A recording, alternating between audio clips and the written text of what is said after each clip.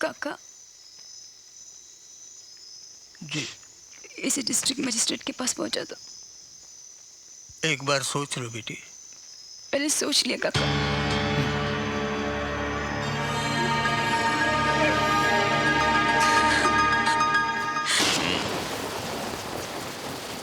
सच्चा सिपाही तो गुरुंग है। हम सब तो लड़ रहे हैं उन दुश्मनों से जो सामने नजर आते हैं, मगर गुरुंग, उसका दुश्मन तो उसके शरीर के अंदर घुसकर उसकी रगों में बैठा है और वो उससे लड़ रहा है। गुरुंग कैंसर जैसी बीमारी को पछाड़ रहा है। वाह Gurung, heads of Gurung, heads of. चलता हूं मैं अपनी ड्यूटी पे। कर्नल, आप अकेले न जाएं तो अच्छा है, मैं भी आपके साथ चलता हूं। एक बात समझ लो, केवल कृष्णपुरी को किसी सरफराज खान की ना तो कभी जरूरत पड़ी है और ना ही पड़ेगी। I am perfectly alright. Good night. मदद करने चले हैं।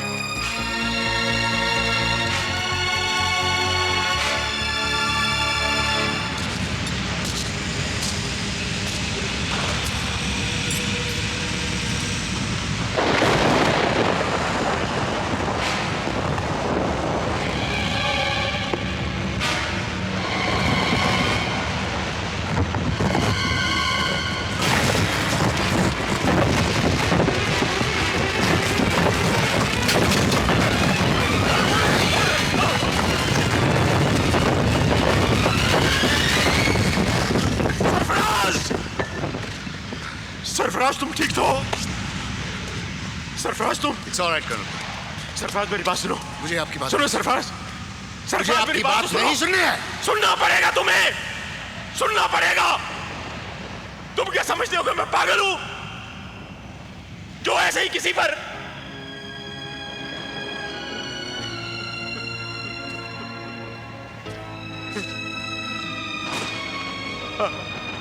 आठ साल का था मैं।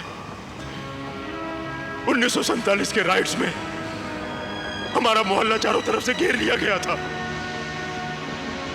अल्लाहू अकबर के नारे गूंज रहे थे और वो अब्दुल रहमान, जिसका घर मेरे बाप ने बसाया था, पीठ दिखाकर भाग गया। ऐन वक्त पर पीठ दिखाकर भाग गया। उसकी मदद हासिल करने के लिए हम उसके खिड़की और दरवाजे पीटते रहे, लेकिन मारे दहशत के मैं कोयलों की बोरियों के पीछे जाकर छुप गया और देखते ही देखते मेरी आंखों के सामने उन जल्लादों ने मेरे माँ बाप को काट दिया। हमारा घर उस अब्दुल रहमान ने ही दिखाया था। आज तक वो जख्म भर नहीं पाया है सरफराज। रह कर दर्द उठता है।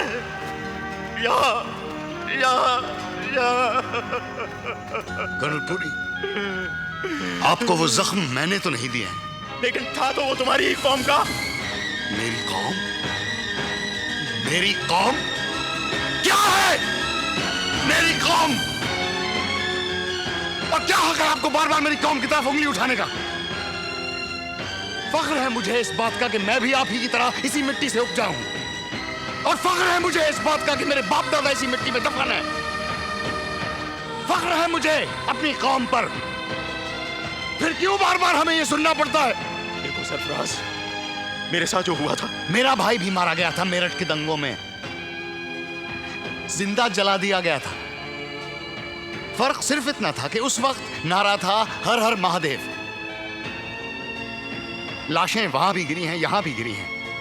तलवारें वहां भी चली हैं, यहां भी चली हैं। जख्म आपने भी खाए हैं, हमने भी खाए हैं। और सच तो यह है कि जख्म तो हमारे इतिहास पर लग गया है, उसे हम मिटा नहीं सकते।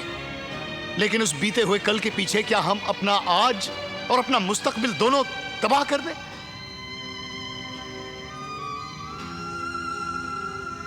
आप गुरुंग की तारीफ करते हैं कि वो कैंसर जैसी बीमारी से लड़ रहा है, लेकिन सच तो यह है कि कैंसर से ज्यादा खौफनाक बीमारी तो आपकी रगों में दौड़ रही है।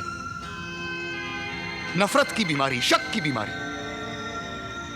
उससे आपको लड़ना होगा, उसे पछाड़ना होगा, तभी आपका जख्म भरेगा, तभी हम सबके जख्म भर सकते हैं।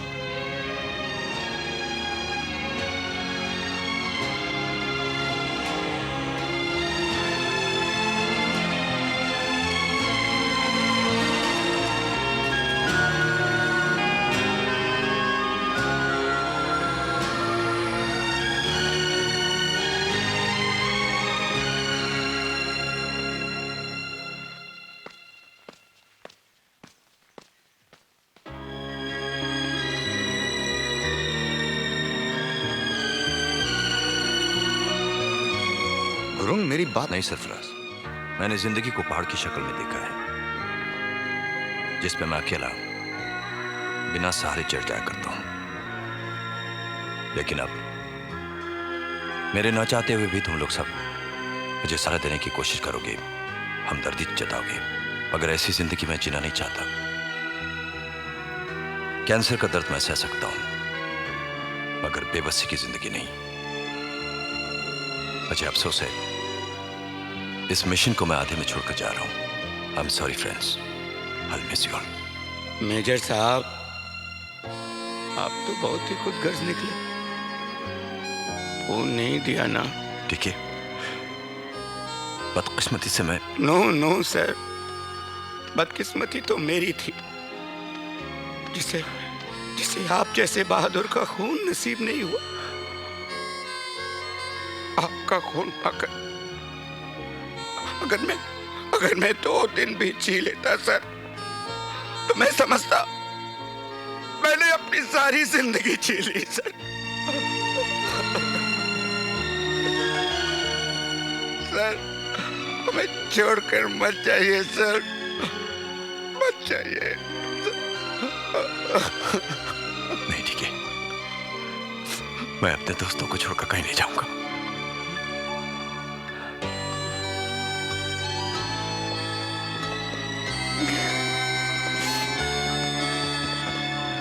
Thank you.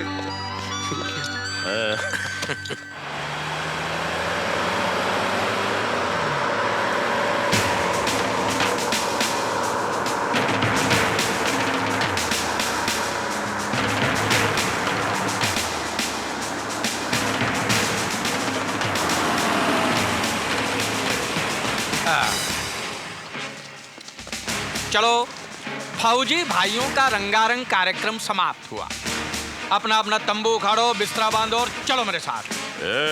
क्या बकवास कर रहे हो तुम? साला आ गया। मैंने कहा था ना, मैं आऊंगा और लेकर जाऊंगा। वैन लेकर आया हूँ, अपनी अपनी रैंक के हिसाब से बैठ जाओ। जाओ। किस जुर्म में? गिनो। जुर्म नंबर 1, इलाके में दहशत फैलाना। जुर्म नंबर 2, गांव वालों की जान खतरे में डालना। और जुर्म नंबर 3, किसी शरीफ लड़की के घर में घुस के बैठ जाना। फिजूल बातें मत करो, क्या सबूत है तुम्हारे पास? सबूत तो मैं दिखाऊंगा ही, पहले उससे तो पूछो जिसने शिकायत की है आप लोगों के बारे में। संध्या बेटी, जरा बताओ इनको, बताओ इनको। ये क्या मजाक है संध्या? अरे ऐसा इधर बुला के धोखा करने का? उस दिन हमारी बात हुई, मैंने समझाया था तुम्हें, फिर भी। मैंने अपने पापा को मरते नहीं देखा सर,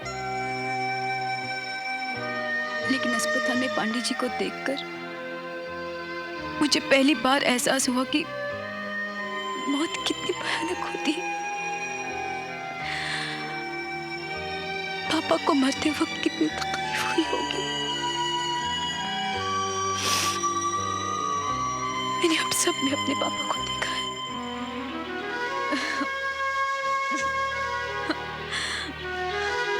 मैं किसी को भी मरते हुए देख नहीं सकती, नहीं देख सकती मैं किसी को भी मरते। इसलिए मैंने मैजिस्ट्रेट साहब को चिट्ठी लिखी कि आप लोगों को यहां से शहर ले जाए। आई am sorry sir, I am sorry. चलो चलो चलो भाई, मुलाकात का वक्त पूरा हो गया, चलो। अरे जाना कहाँ है हमें? मैजिस्ट्रेट साहब के पास।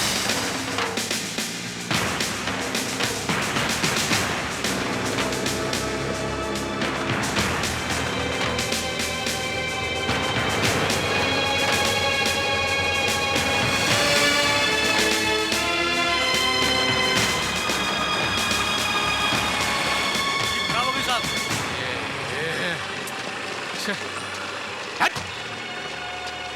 हट! जीप खराब हो गई है। एक तो सरकार खटारा गाड़ी देती है, बोलती है जगीरा को पकड़ो। सीधे मैजिस्ट्रेट साहब के घर लेके जाओ। जाओ। जी सर।